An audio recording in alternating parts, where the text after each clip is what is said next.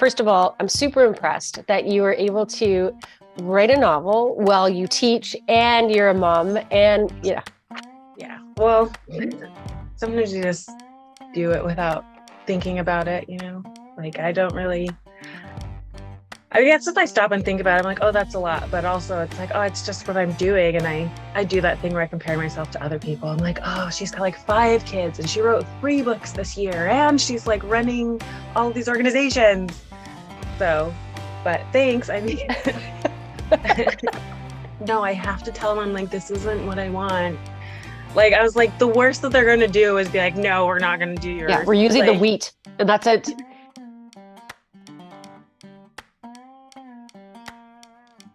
The other thing that we were talking about when we had our initial chat is accessibility, and this is a big one. I'm like a high, like not high, but I think accessibility is very important. So, do you want to lead that discussion? yeah. So I came from a very like blue collar family. We had one income for 9 people in our household. My mom stayed home. I came from my mom was also a teen mom and had been a single mom for a long time. So we also ended up, she got remarried. We moved to Wyoming, which is very isolated. I mean, like I know there are places that are more isolated, but we lived an hour away from the nearest McDonald's, which is like, who lives an hour away from McDonald's? And like in America, right? Like we lived 2.5 hours away from the nearest Walmart. Like, Wow. so it was like pretty isolated.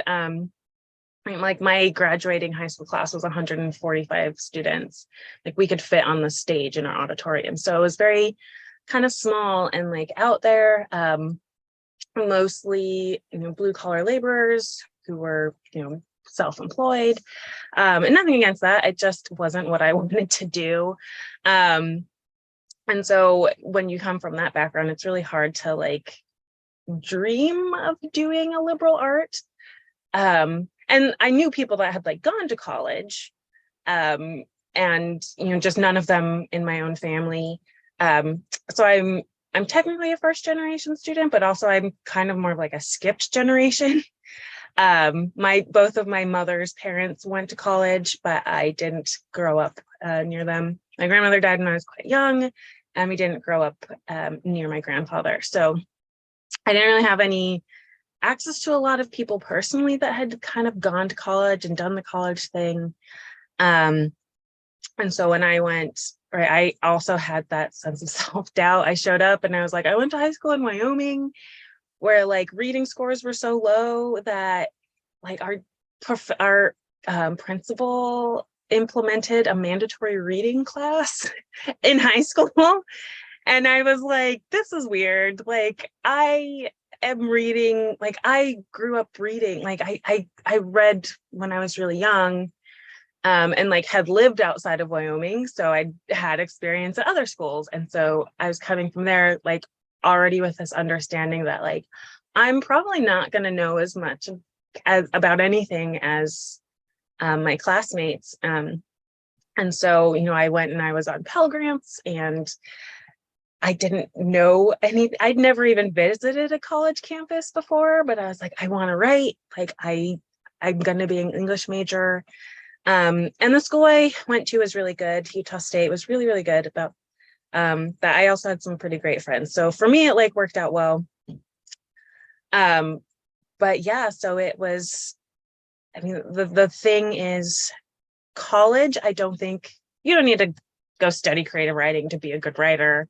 There are plenty of them that haven't, but when you come from a background where like you're starting from zero, like I didn't know about like submitting to small like journals and lit mags. I didn't even know they were out there. I didn't know a lot of the terminology for the stuff that I was doing when I was writing. I was just writing and people had told me I was good at it. And so I was like, I'm going to go do it. And so it's like, for me, again, it just like built a network for me that I probably would never have been able to garner on my own because I just didn't know anybody.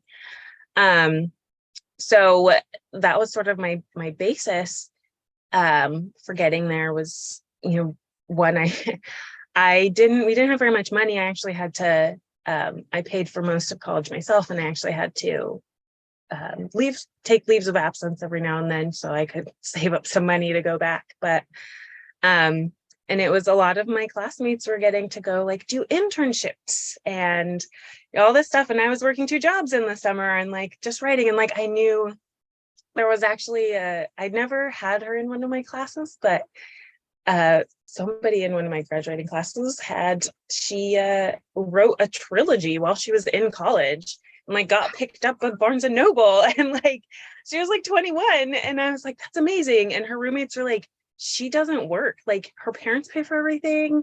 She sits like she spends all summer sitting in her room, and like she just like has access to all this stuff.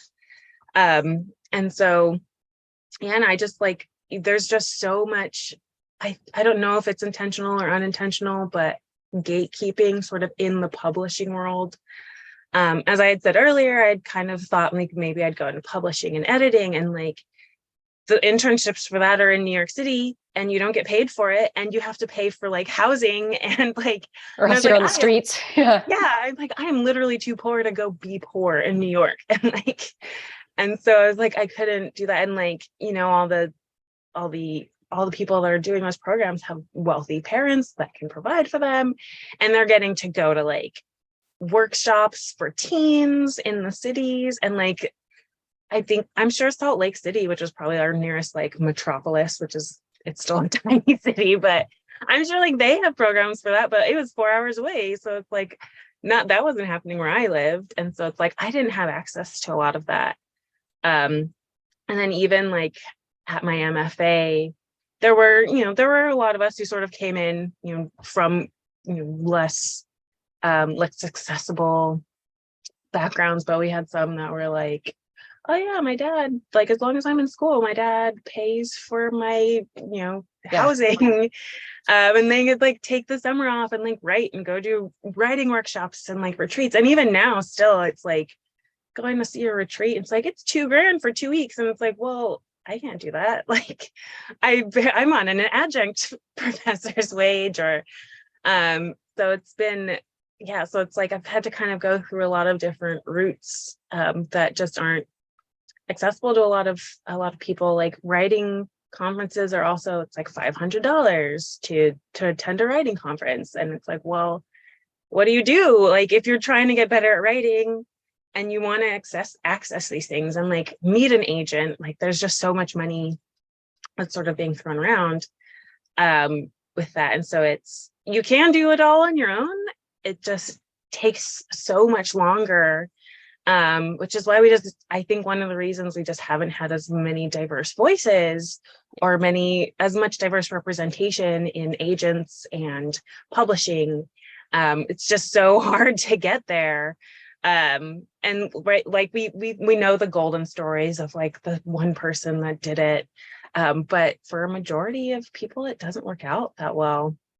And so, yeah, I'm always willing to sort of share my story and be like, listen, like I went to college and I did it really cheap. Like you don't have to go to college to write. There are other things like, and I think that the internet is great now, like getting involved with like writing Twitter, which, we'll see how long Twitter lasts for now.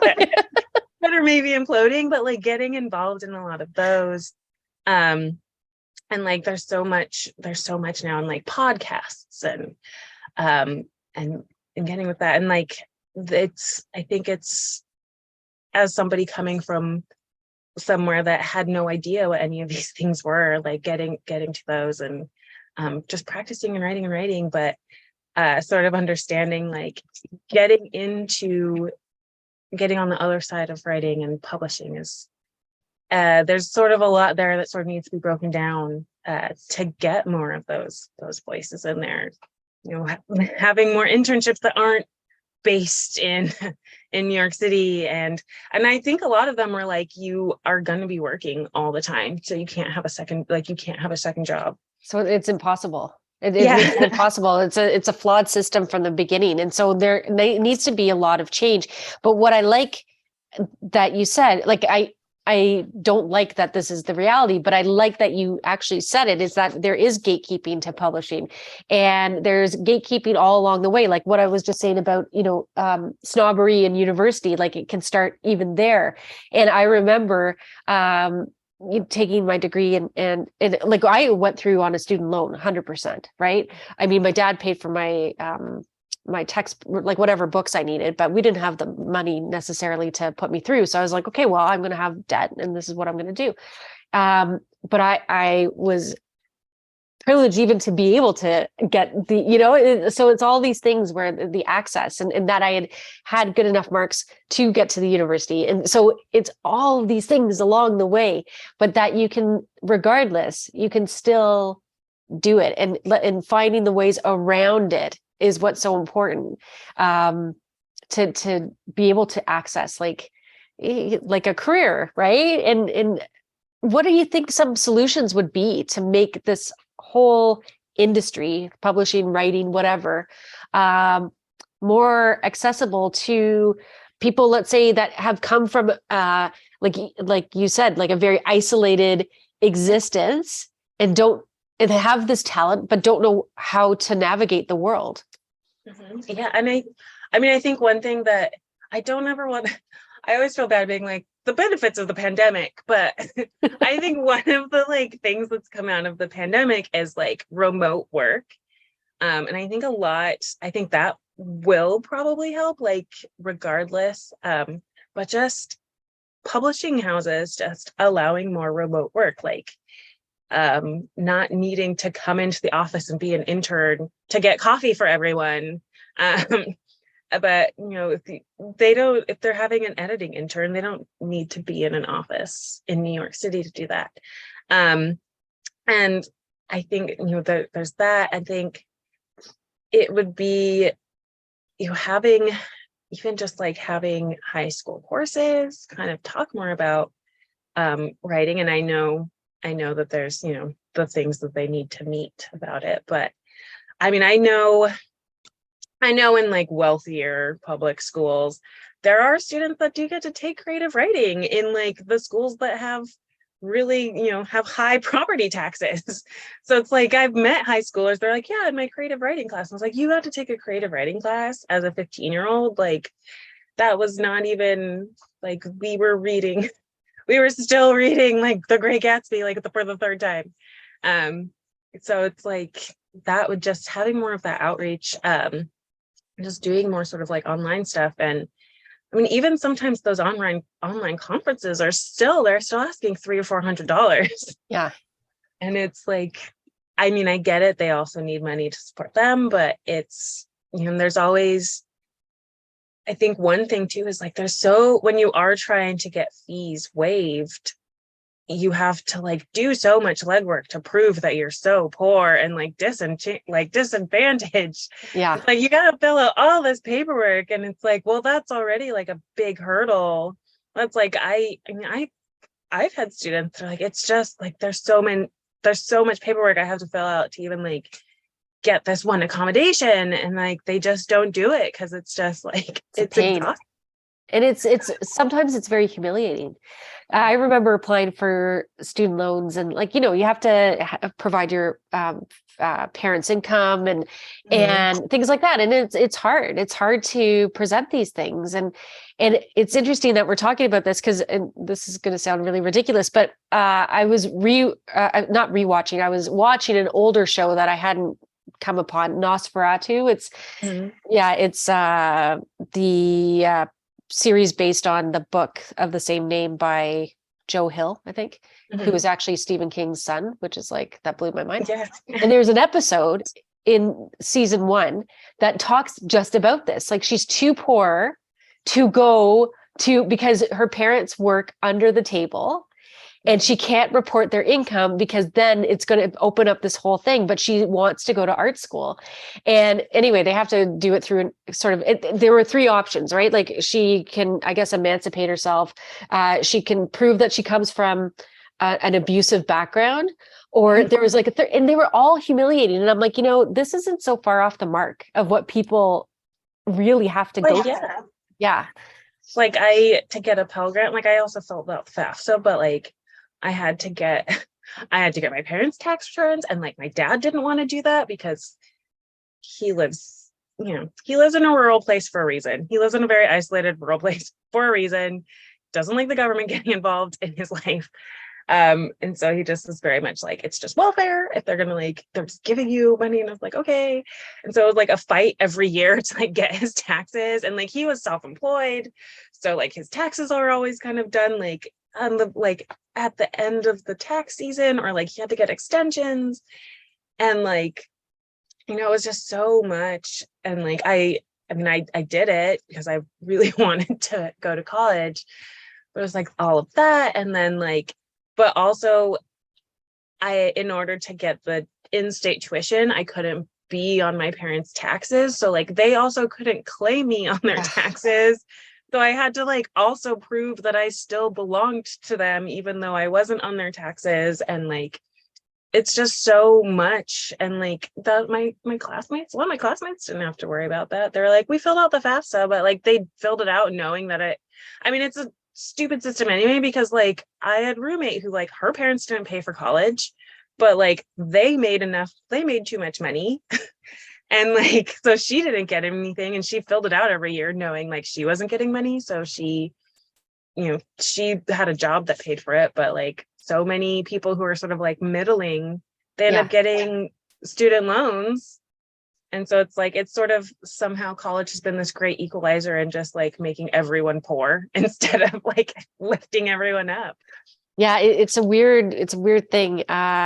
The other thing I was thinking of when you were talking about sorry, I made a note, remote work and, being able to attend online conferences this also increases accessibility for those who can't physically, like they may have a physical issue that causes them to not be able to show up at a job every single day, but they can certainly work from home every single day, right? So like finding these opportunities to include these people that are not able to, like you said, like can't do an internship to get people coffee, either because they can't afford to live where they have to do the internship, or maybe they physically can't do these things. So we have to like reimagine all sorts of different ways that people can be included, because it is a system of exclusion often, instead of, like you said, like it's supposed to be an equalizer, but it's not.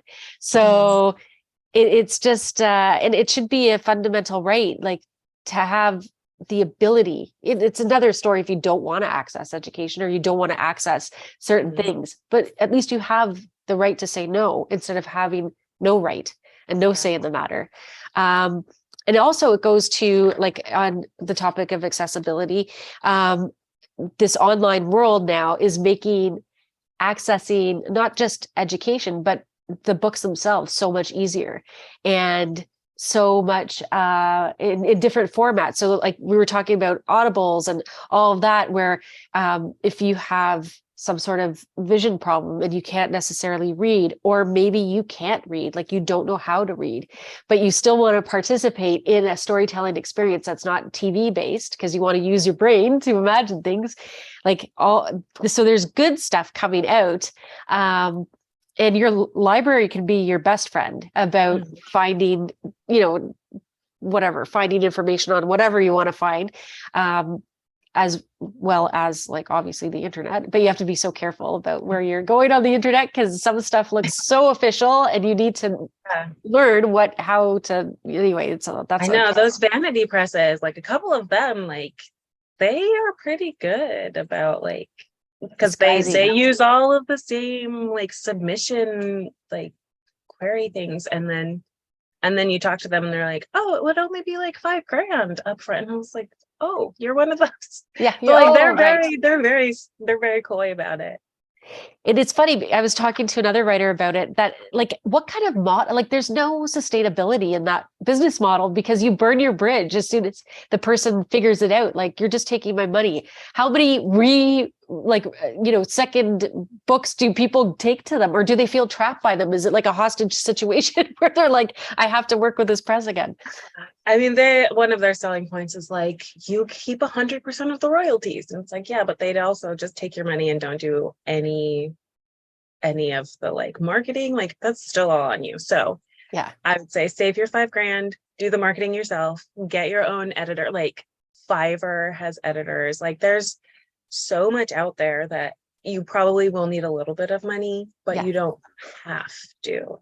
And if you write, like, I think there's also like on the flip side, not just like in the industry side, but sort of the public side, right? We have this idea that like all the best books, if all you get picked up by the big five, and like, I'm not going to be a real author unless I'm part of the big five.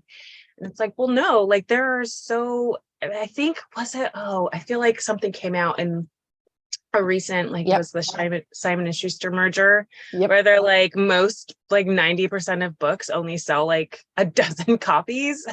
And so it's like they're not any better. Like you might, right? Like it's not, a lot of these small presses use the same distribution places with that. And like some bookstores, like local bookstores, if you're a writer sort of doing your own thing, like local bookstores, if you get a relationship with them, like they'll carry your books. Like you can do consignment, and like you can do, I mean, some of them do charge a fee for consignment, but like they'll help you kind of do that legwork if you find a good one. So it's like, I think also us as writers sort of coming from these less successful backgrounds, like sort of getting out of that mind frame of like, nobody wants to read what I want to write about, or like, I can't I can't get into the big five, so that means like I'm not a good writer. Like there are so many books that like I've read that are published by a big five, and I was like, why Right? is this? Yeah, you're like, what was this all about? Exactly. Yeah, it's so crazy. That's why these like smaller presses and the imprints are so good, because they're giving the opportunity to the other voices, let's call it the others, that for whatever reason don't fit into the big fives like sales strategy for that year. Like we have to remember that everything with them is a business, right? Who can be the darling? Who can we market really well? La, la, la, la, la. Like there's a lot of politics that go on behind the scenes there too. Yeah, and like, I mean, there's some of that in small presses, but a lot of them are like, they aren't under the impression that you're going to make them millions. They're there to get your book published, and you might have to do a little bit more legwork, but yeah, so it's, I mean, I think there's a lot out there for, people who can't go like the traditional route of writing, or like, even I get it if somebody's like, I can't go study creative writing at college because my family depends on me to like have an income. Yeah, like fine, like go find something that makes money.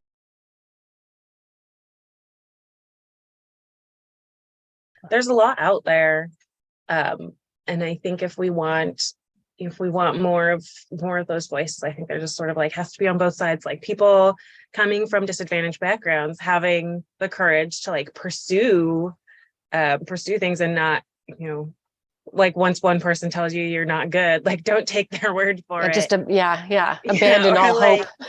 And then on the other side, just to be like, to realize like, hey, not everyone's going to be able to spend $500 or $600 on an editor, or even just like understanding cultural differences. Like so it's like my story takes place on a ranch, and like they have ranch hands that come help on the ranch every summer. And I remember someone commenting and being like, what is this?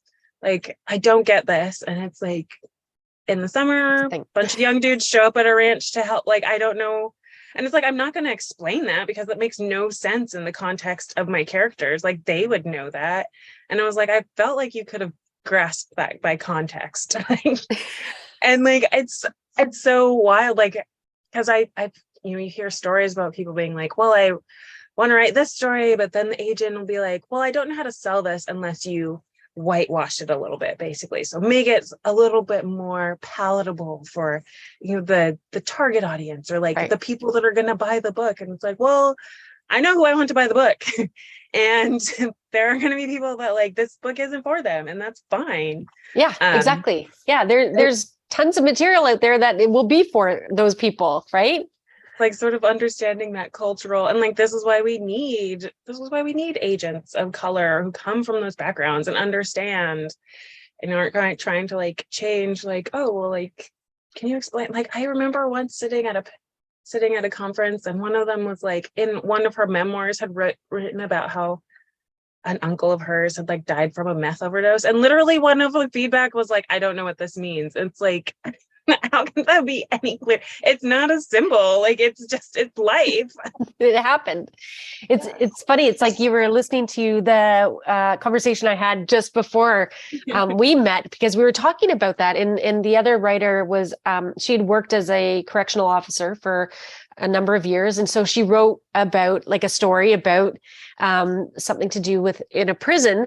And anyway, long story short, a development or an editor had looked at it and was like, "Oh, this isn't realistic at all." And she's like, but it is, because it actually comes from the real world. And she's like, there's no way that this could have happened. And the second part of it was that she, in real life, like this writer had befriended a prisoner. She wasn't working in the same prison, so there's no accusation of favoritism or anything like that. She was introduced through a mutual friend of theirs, and he got involved in her writing project because he was also a writer. And so he encouraged, and so he's Black, she's white, and he encouraged her to mine his stories, because she had done such a good job with the one story he'd read. He's like, take anything you want out of my life and use me as a character. And so she had done it. And then that whole thing came out with that writer, Karen, something I can't remember, where she misrepresented Latinx characters. And so then this writer was like, oh man, I'm going to have to make you white and he's like, why? I'm not. So she and I had this whole discussion about like, how do you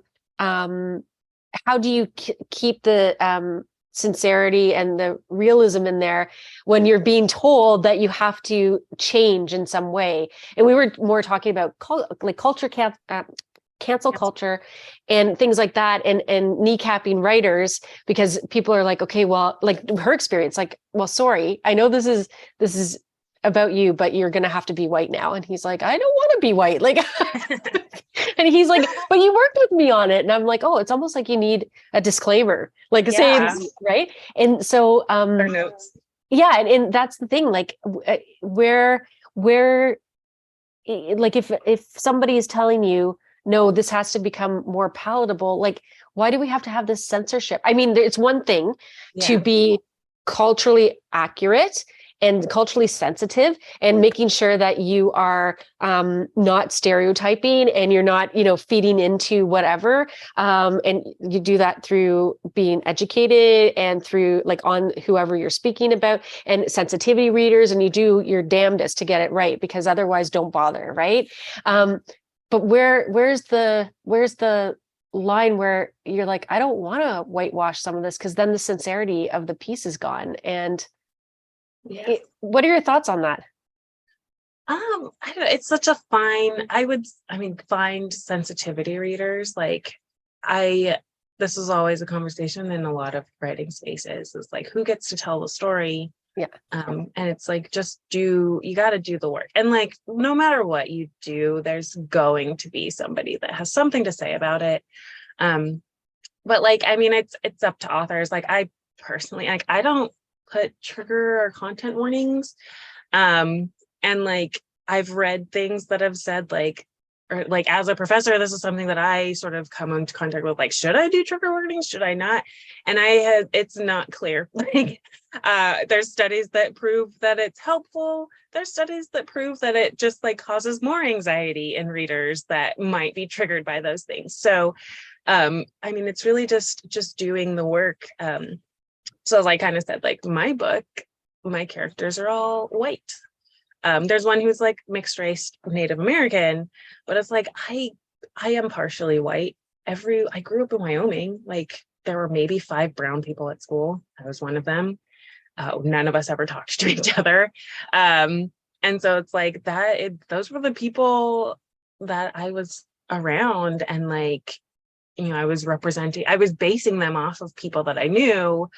And I wasn't really thinking about like, I need to make sure that this is accurate. I was just like, this is who my characters are. And then I'm writing another.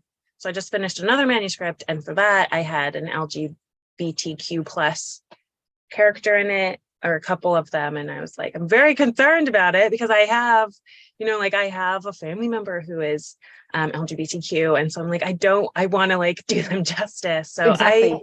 I did pay for a sensitivity reader who identifies that way, and I've sent it out to other people who identify that way, and I'm like, please tell me, like I want to get it right.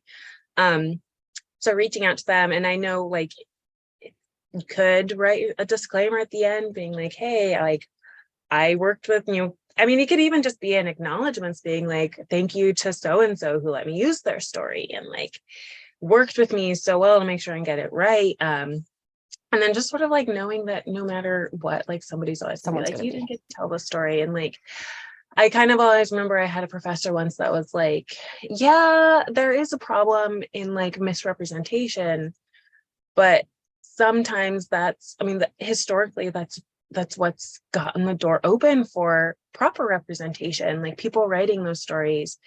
I can't remember the examples they used, but like writing, I think one of them was like D.H. Lawrence writing Lady Chatterley's Lover. Like, Yeah.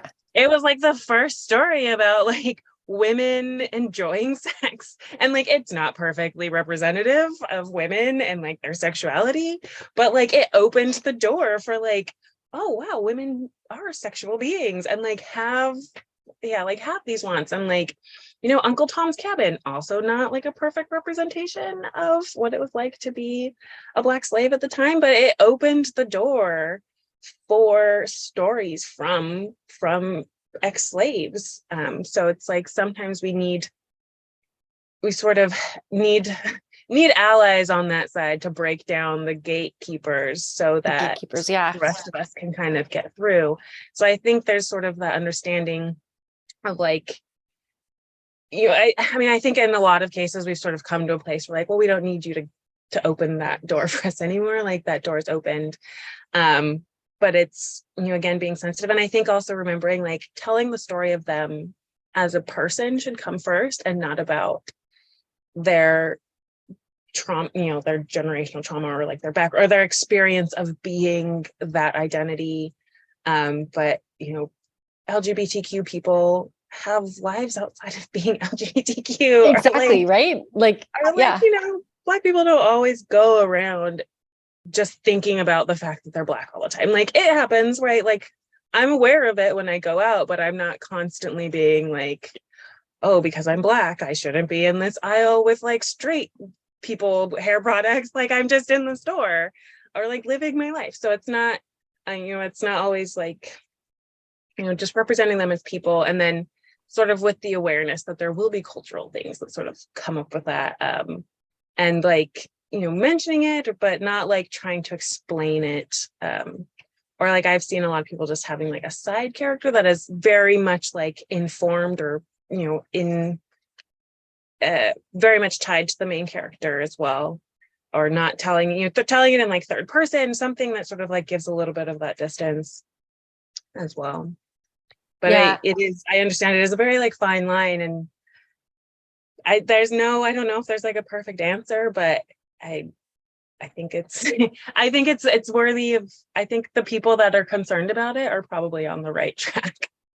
It's funny that not funny that, but it's interesting that because I hadn't had an opportunity to have to use a sensitivity reader, but I was actually asked and I didn't realize that's what my role was playing because I have an ostomy, right? So my friend who I think I referred to him in this about being a poet, I did. He reached out and he'd asked me to read something about colonoscopy or an ostomy. I can't remember what it was. And it was sort of like, it was really well done. And I said, I don't see how anybody could have a problem with this at all. But in that moment, I was representing every single person who has an ostomy, and I should have had more thought, because it was sort of a conversation like, would you be offended by this, right? And I was like, no, because it's no secret. I'm whatever. Like I used to be quite outspoken about it and advocate and all that business, but yeah. And so when you're saying, even if you do go through the sensitivity, someone else is going to, because I'm referring to oh my gosh, the guy, why can I never remember his name? Chandler Bing. What's his real name?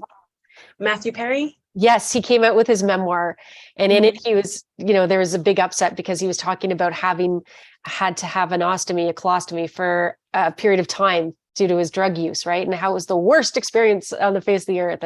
And so in again, like I'm like, yeah, okay.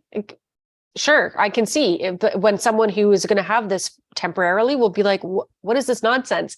And then, the ostomy community came out fully like, like, right.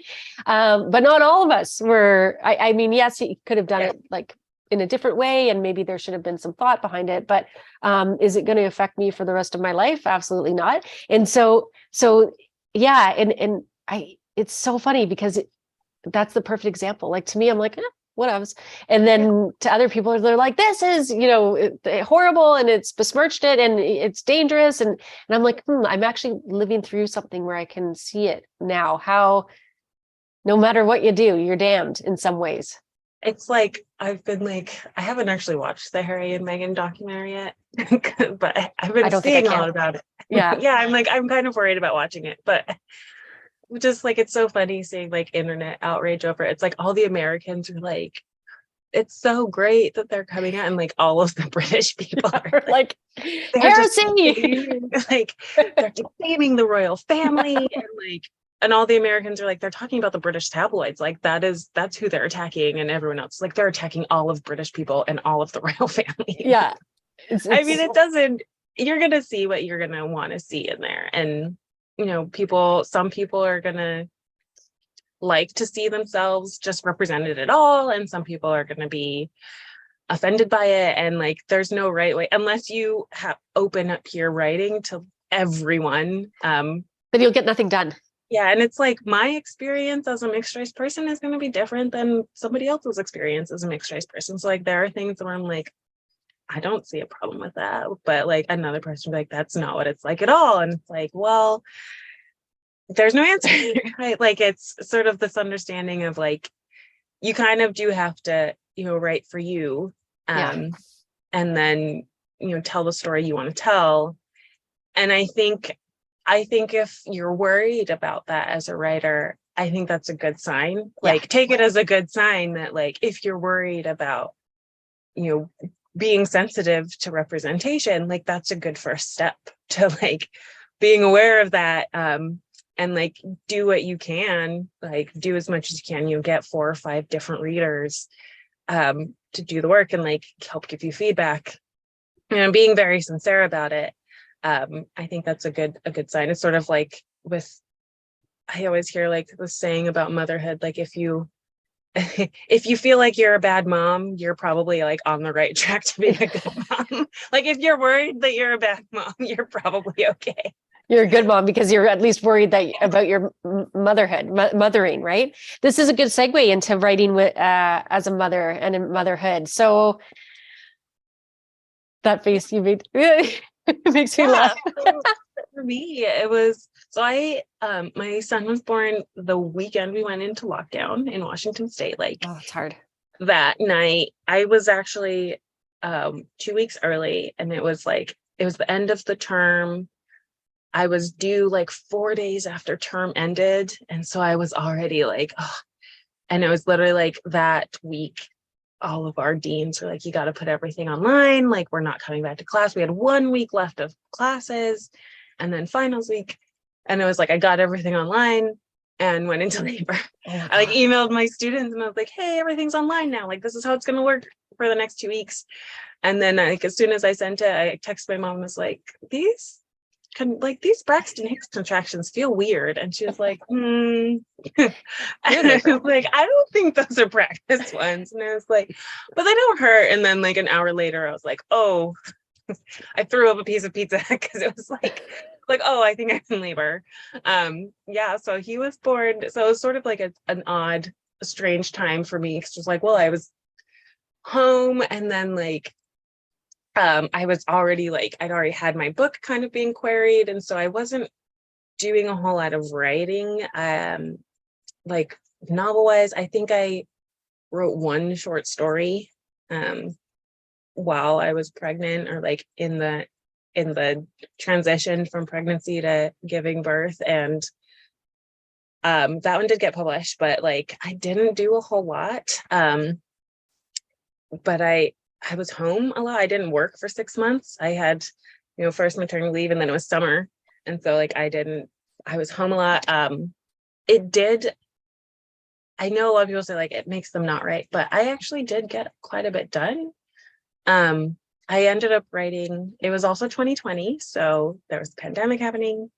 Facebook was on fire. And like when you're nursing for hours at a day, just like scrolling on your phone, right? Like Facebook was just like on fire.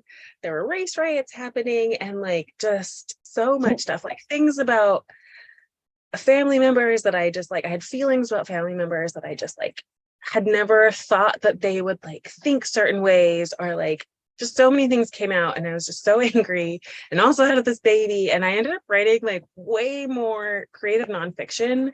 Like I don't identify as a creative nonfiction author. And I think I wrote and published 2 essays, like very close together. So for me, it like motherhood really brought out this sort of like kind of rage that just like really inspired me. I was like, but like also I was so tired that I was like writing. Yeah. So it's like, I feel like having kids just like gives you inspiration, but like really ties your hands for actually following through on the inspiration. So yeah, I didn't really do a whole lot. It took a lot more of like, I've had to become a lot more intentional about my writing, especially my time. I used to just be a whenever lightning strikes writer, and I could write for hours and hours. And, I'm very much like, I write from 1 to 3 because that's nap time. Oh, yeah. And I read at 6 o'clock in the morning for half an hour while my husband's in the shower because baby's still in bed. My husband's leaving me alone. Like I don't have to get up and do anything yet. And so it's like, I'm very much more like structured. And even sometimes like I don't write that much while I'm sitting down to write, but at least I have that time. And I'm still not an everyday writer. Like I take weekends off, but it really has made me be a lot more intentional, right? And so the Valley of Sage and Juniper, I was newly married, didn't have a kid yet, but so it still is like a very raw, real story. But then like I hadn't thought about like theme. I wasn't really thinking about representing the story or like representing the truth. I just was writing the story. And now I kind of think about that a lot more. Like, I had a son who he's very light skinned because I'm mixed race. He's also mostly white. So, it was 2020 and I was seeing all these race riots happening. And it was like, I gave birth to a son who like technically is a brown boy. And like, I've resisted so long. Writing about race was another thing, which is part of the reason why my characters are white in my first book. That I finally was like, I have to start writing about characters that look like me and have had experiences like me. So manuscript I've been working on now, I very intentionally wrote characters who are mixed race. And I've gotten a lot more kind of outspoken, and it sort of was also started my like being advocating for myself and saying like, this is what I want, this is what I need, this is what it should be like. So motherhood for me really brought me this like self-confidence. It's like, well, if I'm willing to advocate for my kid, like why can't I do it for myself? And like learning to just sort of like take the time that I have, and like, but also sort of giving myself grace to like, if I don't get writing done during nap time because I'm exhausted, it's fine. Or like, I also take a nap during nap time, like it's okay. Or like, yeah, so it's really just, I feel like it hasn't changed me that much as a person or as a writer. I feel like my writing skills are just as much. I think I'm just a lot more, it's much less of, I think I'm just taking it more seriously, I guess, if that makes sense. Like, where it's, I hate to say the cliche of like it's a calling, but like it's gone from sort of being this like hobby that I've like been passionate about to like being a calling that I'm passionate about. And like I also like since becoming a mom have been very serious about pursuing writing, and like I've gotten way more involved with the writing community and like reaching out to other writers and trying to attend some online writing conferences. So not saying that you need to have a kid, like you don't want to have kids, but you want to be a good writer, you don't need to have a kid to do it. But for me, that's really what it's been. And like I know it's as mom writers, I have mom writing community, and we always talk about like how do we balance it, like how do we feel guilty, or like how do we stop from feeling guilty. I don't feel guilty about it, and I know like people say that and they sound like really pretentious, but I don't feel guilty. I mean, for me it's like I'm home, like I write when I'm at home, so I like I'm around if he needs me, so I don't feel that guilty about it. I mean, granted, my son is only 2.5, so I could give him fruit snacks and like turn on Thomas the Tank Engine, and it's like he leaves me alone for like 5 minutes. I mean, I'm sure like there will be more challenges as he comes along, but I don't feel guilty for it. You have to take care of you. Like just because you're a mom doesn't mean that everything else goes away, right? Yeah. And like I don't think men feel guilty about it, right? Like they go golfing and like nobody's like, oh, it's so nice that you're taking a moment to like do something for yourself. Like, why do we say that to men? It's like, oh, it's so nice that my husband gets to go like be in this band every Monday. And it's like, I don't see like I don't see why it's so great that he's taking care of himself. And like but there's this like societal expectation that mothers have to sacrifice everything. Like it's a self-sacrificing role. And as soon as you become a mother, it's like you, and I can't talk because I don't have kids, but I see it. Right. And there's a lot of pressure from social media to be the perfect mom and to be the perfect wife and to be the perfect CEO or whatever, career woman and all this stuff. And it's a heck of a lot of pressure. And it's okay to not be all of these things or be all of these things, whichever way you want to go. But you have to remember that you've got to be you too. And without you in the equation, like a lot of stuff will fall apart. So you gotta keep true to yourself, right? Yeah, and this is also accessibility comes into motherhood too. It's like there are so many things where I'm like, oh, I think I actually have the money to like go do this retreat, but it's 2 weeks. Like my spouse works, like I can't pay 2 weeks worth of full-time childcare. Like, so it's like, well, so there are things that I have to kind of give up, which is also why online stuff has also been great. But it's like, I mean, I think we've also, again, not to praise the pandemic, but like I think we've all sort of started to get comfortable like recognizing that like children exist and like seeing them in spaces that we wouldn't normally see them, because like what of us parents had to do, like I was performing student conferences like with a 6-month-old on my lap, and like they didn't care, like they were just like the baby wasn't crying. And like I understand, like my kid was really easy, so it's like most of the time, like if your kid's just kind of chilling there, like most people don't care. Like and so it's been like, and I know there's like at least one residency that they actually, it's family oriented, so they have like a child's, like when the mom's going right or the parents going right, like they have a children's activity that they do. And so there is some more of that, but it's just like motherhood is, I feel like, I mean, I guess this is with every career, but it's always been like, you can be good at one or the other, but you can't be good at both. Like you can be a good mom, you can be a good writer, but you can't be both. And it's like, yeah, you can. Why not? Like, I remember watching this interview with Ursula Le Guin, who had 3 children, and she just was like, I just did it. Like, I just, and like, she always got the question, like, how do you write with 3 children? And she's like ask a man. Like, like, what like, and think about like society, how divorced we are. I mean, back in the day, way back in the day. Even with like when I was a kid, it wasn't that unusual. I mean, maybe in a like a big corporate office or something, but like you'd see the family kids like at the family store. It like the little family kids. You'd see the little kids at the family store, and they'd be there behind the counter, whatever, and assisting sometimes. And it was so commonplace to see children about coming in, coming out, doing all these things. And what does that say as a society, that all of a sudden like children are like.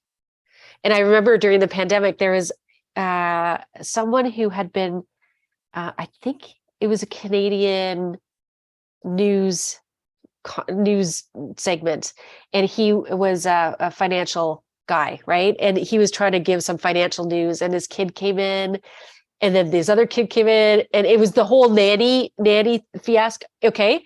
Do you remember this? And then his wife came in to get the kids, and everyone's like, oh, it must be the nanny. And it was like this whole uproar because I think his wife is Asian. Oh, I remember that. Yeah. Yeah. I think that was Canadian.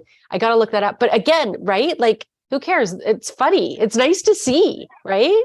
Like, it's just nice to like get this glimpse of people that just like don't have a care in the world. But it reminds me of like, I joined this local writers group. I haven't been there for a while just because with school and all this other stuff, but I was workshopping a story that was basically like it's sort of like a metaphor for like postpartum depression. And like my son was also there and like crying while I was like trying to like read out my story, and I was like, sorry, and they're like, it's actually perfect ambiance for the story. So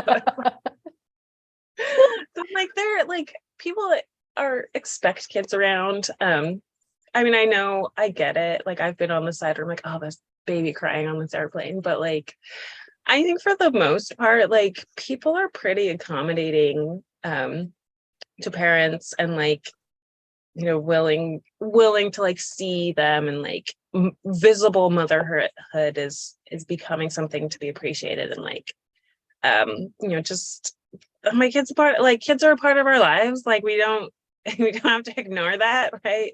But I think also like not making moms write about motherhood is another thing. Like, oh, now you're a mom, you're gonna write about motherhood. Like I've heard authors sort of say like, how could you write this like really visceral story like being a mom? And they're like, I just do. Like it's not like my kid hasn't affected like my own interests. It's true that it's so funny. The societal expectations and things like that are just so, when you actually start to break them down and think about them, it's just so bizarre. Like, how do they even start? Why do we even accept half of them? And it perpetuate the narrative on some of these things. Like, why are we doing this? It doesn't make sense. So yeah, not to praise the pandemic, but I'm certainly glad that we got a peek into everyone's home. We got a peek into like the shenanigans of the kids.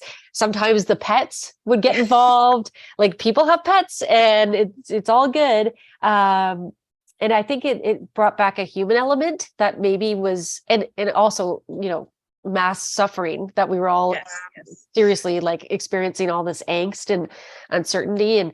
And so there have been really good things. Like we said, all of a sudden, every company that was like, couldn't possibly have remote work, all of a sudden they're like, oh, wow, this remote work is really good. We're not paying as much for lights or whatever. So there's a lot of good that's come out, and hopefully it continues, and it continues the accessibility. It continues maybe to force certain, like, what's that course? Not Coursera. Is that the one where you can access like different university courses, and you can either pay to receive I think so. Yeah, I think that. So like programs like that to encourage, right? To get out there to people who wouldn't necessarily have access to these things. I think all of this is certainly important, and hopefully a way to enlighten our society, because realistically, up until now in North America, I'm only going to speak for the West, or in North America, like in the West. Okay. So in parts of Europe, we've been missing out on a whole wealth of knowledge by marginalizing people, by not letting them share their stories, by all of this stuff. And now I feel like, okay, we can become a complete society. We haven't been a complete society when members of the society don't have an opportunity to participate in the society. So I'm really hoping that there is opportunity now for everyone to publish, to write, to get whatever they want to do out there, right? Art, whatever. Even if you want to be like an engineer, just get out there and do it, and don't let. Well, I mean, please get the training. Don't. Don't go build a bridge. Like, sure, I'm an engineer. I watched a course on Coursera. Coursera, I'm going to just put this bridge together. Yeah, please don't do that. Any last thoughts on or advice that you have for anybody? Any listening? I pray that we're going to have listeners and viewers. So. I think it takes a lot of patience, and I mean, do you, but right, like, give yourself time. There's no like timestamp on writing, and like, I mean, granted, most of us are going to live a while. I mean, some people don't get that chance, but yeah, like, don't stress about missing a day of writing, or like not getting to write for several months because you have a new baby, or just, it's not, I don't think anything in life at all is so imperative that you need to do it right now, and you need to do it perfectly right now. So just, even if you come from a background that isn't super accessible, like, you can still do it. It might take you a little bit longer, but it's still possible, and you might have to, go a more circuitous route, but it's there, and you can guide people. That's the beauty of it, right? Like, you can mentor people to do it as well. So there's only like an upside to navigating the world on your own, and then you can help others. Yeah, and it's there's a lot out there, and people are willing to help. I mean, there are bad experiences and there are red flags all over, but there's a lot out there that people just want to be on your side, and they want to help lift you up. And like, if you're finding the ones that are tearing you down, go find the ones that are like, just keep going until you find the right one. And like, yeah, don't put pressure on yourself to succeed. And especially with writing, like, so much of that success comes from other people having to be involved. So I mean, like, you can't really control a lot about what others are doing. So don't fret so much. Just give yourself time and find the enjoyment in it, rather than like the pressure of doing it. Yeah, because storytelling at the end of the day should be enjoyable. I mean, sometimes like the topic may be very difficult to hear or to write about, but ultimately it's to pass on information, right? So focus on that you're passing on information to others who could use it, like, or get entertained by it, or not feel so alone in the world. Like, yeah, that's what I'm talking about, not stifling others' voices, because you never know who needs to hear that voice. Yeah, well, this has been wonderful. You've just been wonderful, and like, I've taken so many notes. This is so great. It's so good, and such a good discussion, and thank you. I'd love to like have you back after the book's out, and we could talk about the response and all of the awards you're going to win and everything else, because it's going to be huge. So everything, when I know your book is up for pre-order right now, right? You can pre-order it through. Okay, so I'm going to put that link up, and if you have any of your other work that I can link down below so people can access it and read about you. On my website I actually have there's a readings or a work, published works, like, tab, so you can go there, and I have links to most of it, anything that's sort of been digital but not print work. But yeah, so shaygalloway.com. I'm also on Instagram and Twitter at the Gallo Cat. I am not very consistent about posting on either of them. Sometimes I post a lot, and sometimes I don't post at all for like months. So, but you can follow me on there. Okay, wonderful. And all that will be down wherever this down is. And yeah, thank you. This has been a wonderful conversation and so enlightening and very necessary, I think. Yeah, very necessary to get these topics out there. So thank you. Thank you.